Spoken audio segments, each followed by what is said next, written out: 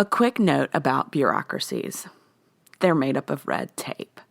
But it's not the super fashionable Hello Kitty duct tape you buy at Home Depot.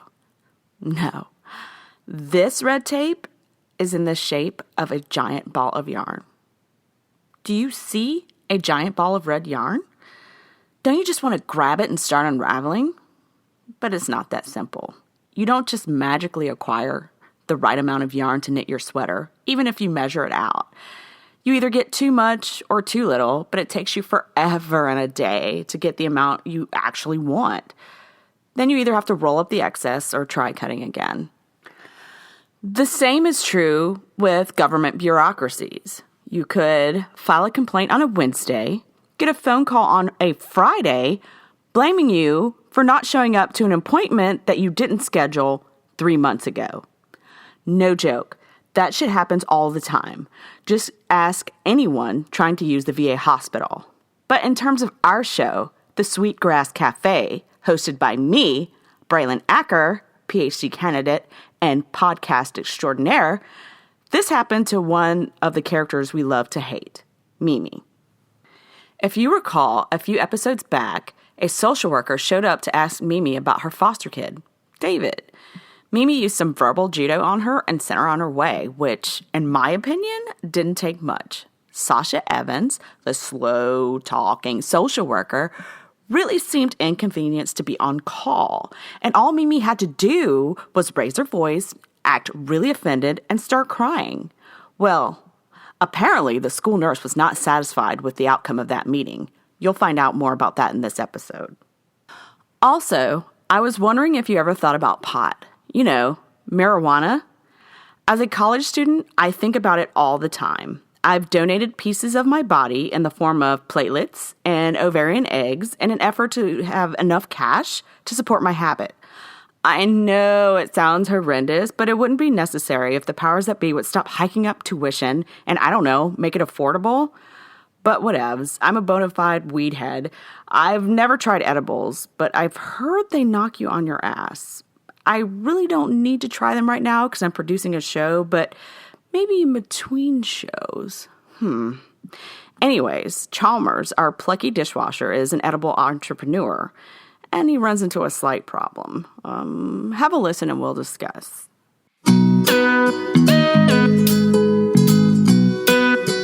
So I told her, I don't care what the court order says. Don't fucking show up at my house unannounced. Your ass is lucky you didn't get shot. Didn't David tell you that the school nurse called Child Protective Services after you wouldn't pick him up from school? No. What the hell are you talking about?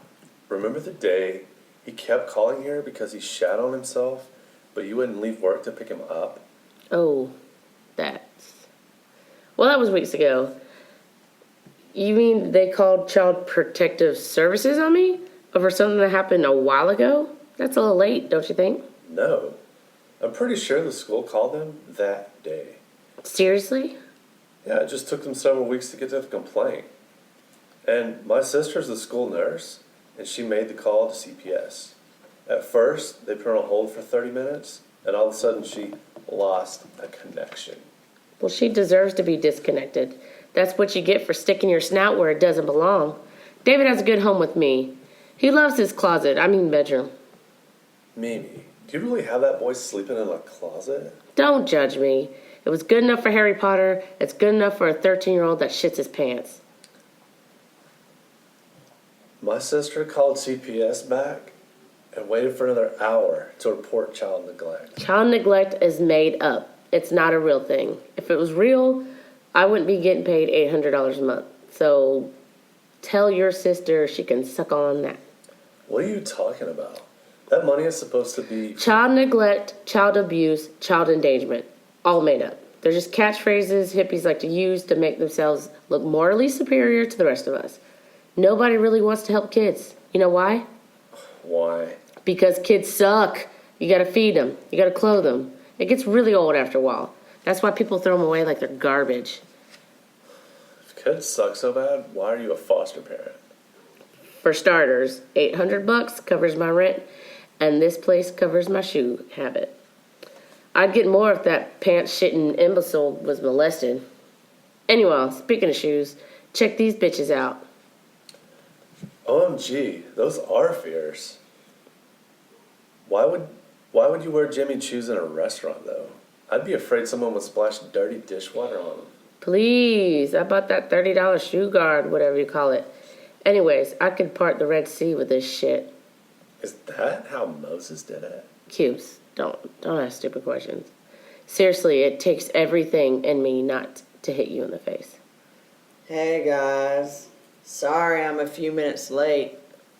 I had to make an important stop. What the hell is that smell? Chalmers, is that coming from you? Yeah, it's this talisman Madam Licorice gave me. Licorice? The world-renowned rent-a-psychic? Funny you'd mention a psychic, since you pretended to be one and got my leg shattered. Yeah, Madam Licorice's potion helped heal Cube's leg after the beating. Madam Licorice is amazing. I also went to see her about my wound from Cupid's arrow. Yeah, that was after the doctors threatened to amputate your bad leg. The only reason why they didn't is because your poor ass didn't have any insurance. Well, I'm glad they did. Madam Licorice gave me this brown bottle of fizzing liquid that cleaned the wound. Then she gave me this ointment and a yellow tube, and it fights infection. Cubes. Madam Licorice is a fraud. That bitch gave you peroxide and Neosporin. Let's get back to that rancid-ass smell come from your neck, Chalmers. What the fuck is that? It's a chicken foot. I gotta wear it around my neck to keep evil away. No shit, you'll keep evil away. Do you smell that? Oh, I don't even fucking want to be near you. And that's saying something. I can't begin to explain what kind of shit I'm in. I made a bad batch and now some folks are out to get me. Do my ears deceive me, or do I hear that my dear friend Chalmers is in need of help? He doesn't need any help from terrorists. He's already consulted with the supernatural, so he's good. Now get back to work. How many times do I have to tell you that I am not a terrorist? Clean your ears and hear me. I came to this country. Enough! No one wants to hear about your woe is me spiel. Chalmers, you consult with supernatural to help me with the troubles? Yeah, I went to see Madam Licorice. Who is this Madame Licorice you speak of? She's a fraud. No, she's not. She's the real deal. She gave you a rancid-ass chicken foot to wear around your neck. How much did she charge you for that thing anyway? The session was $50. So during this session, did she tell you that the boogeyman was going to keep you safe? No. She dipped the chicken foot in pure evil. It smells like rancid meat. It's fucking disgusting. Madam Licorice said that only the wickedest of the wicked would be able to smell the foot. Stop lying. I'm not lying. This is used to keep evil away and draw goodness in. You're pulling my leg. It sounds like hot garbage on a humid fucking day. Tell me you can't smell it. I don't smell it. Cubes? I don't smell anything other than cinnamon coming from my bread pudding. Seriously, Cubes? You can smell cinnamon over the stench of carrion? Mimi, I normally wash my clothes right when I get in from the airport. I don't care how tired I am. I do it so they don't stink. What in the hell are you talking about? You're the one that leaves her dirty laundry in her carry-on, not me. I was telling you that I wash my clothes after vacay. I said carrion, not carry on, you dumb box. You know the shit that buzzards eat? Whatevs. The point is, you can smell the shit while Chalmers and I don't. I am not also smelling the foot of chicken. I just smell the loveliness of Sugarcube bread pudding. Thank you, Itsy. You are. No one asked you. Don't you have some prep to get done? I need 2 quarts of sliced onions before service, not a mouthy-ass terrorist with a poor sense of smell.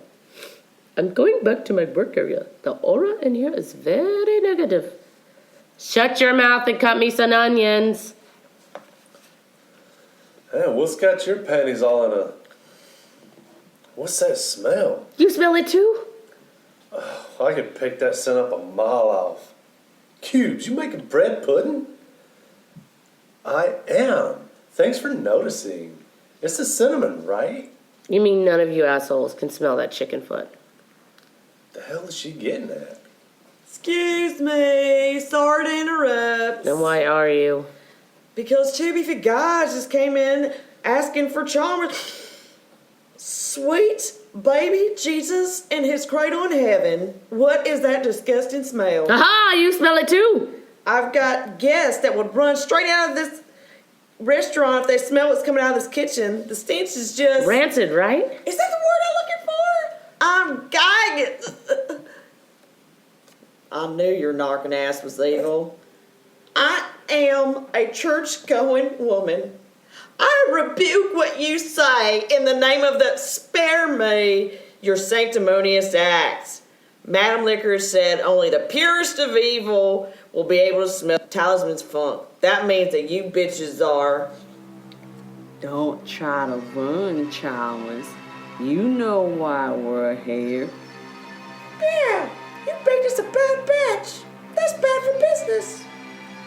We gonna rough you up so you don't do that again. Fellas, I can explain. Oh, look, Lefty, he's got an explanation. Nuh-uh. There's no excuse for fucking with Mr. Dexterous's money. It's not an excuse. It's an explanation. Sorry to interrupt this Thug Life reunion, but Then why did you? I was just wondering if either you gentlemen noticed the voodoo fetish hanging off his neck? The chicken foot? Holy shit! Is that for us? Well, it's more for my protection against you. Shit. Did you put a root on us? We can't have that again, Righty. We cannot have that again. I'm just going to chime in here and ask the obvious. How can you guys endure that putrid stench of rotting flesh? Oh, I smell. There's a decadent aroma of bread pudding. Which one of you has baked it? OMG, that's me. You're pretty talented.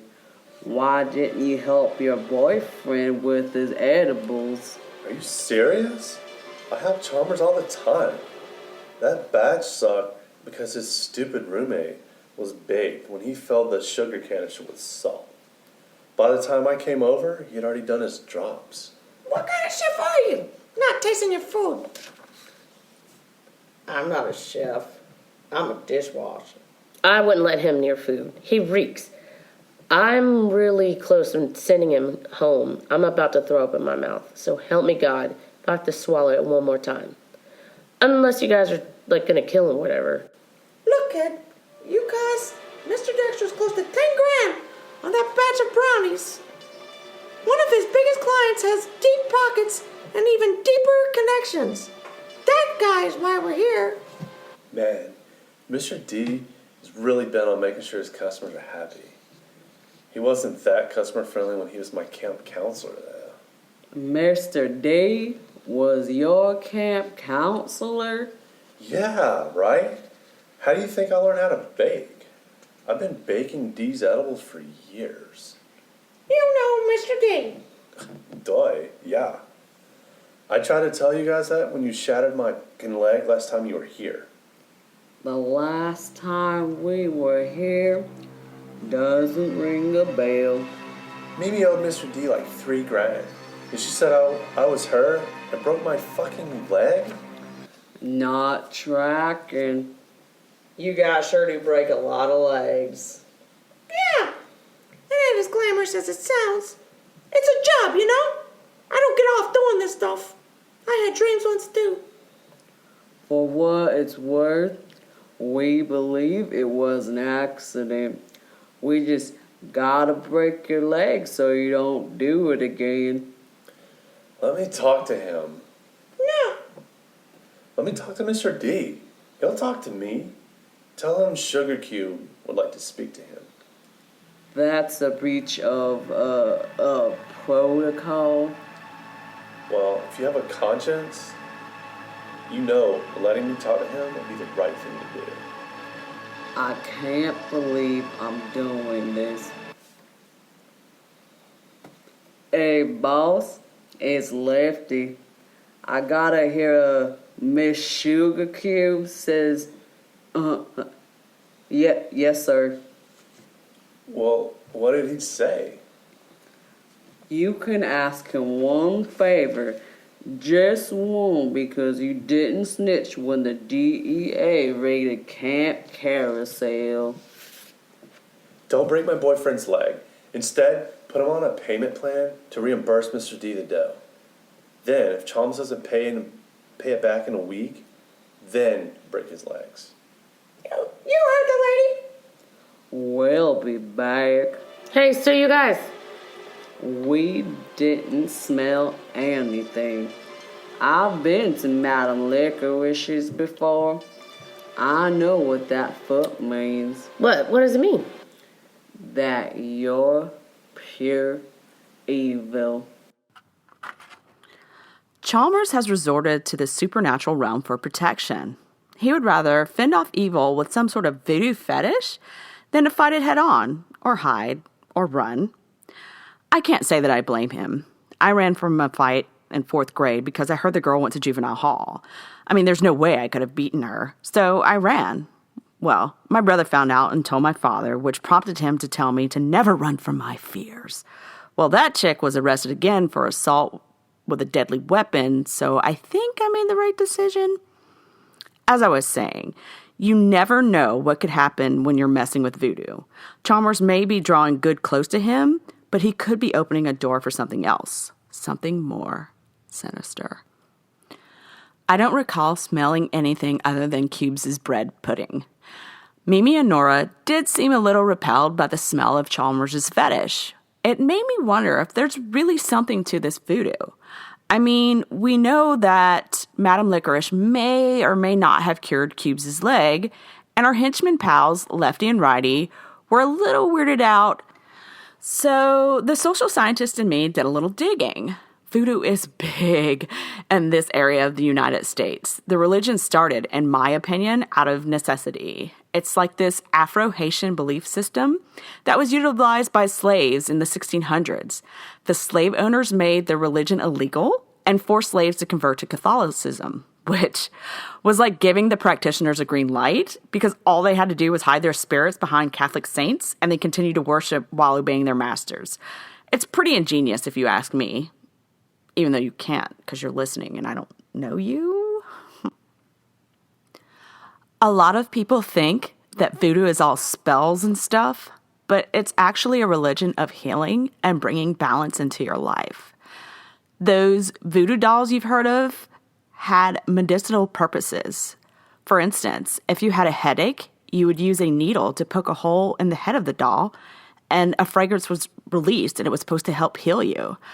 Hollywood took the idea of spirits, spells, and dolls and completely bastardized it.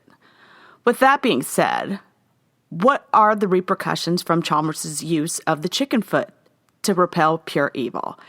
He is using the fetish to protect him from the bad. Balance must be kept, though. Sure, he made a mistake of making a bad batch, but refusing to suffer the consequences, no matter how dire, could cause a ripple effect in the cosmic universe. Madame Licorice surely must have warned Chalmers of the effects, but he chose to go along with it anyway. How long will he wear that thing around his neck? How will he react to Mimi and Nora now that he knows that they are pure evil? Has he created a portal for something from the other side? Stay tuned to the Sweetgrass Cafe to find out. Thanks for listening!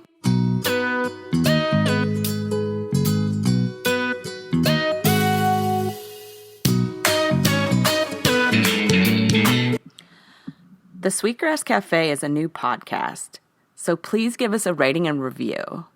We'd really appreciate it.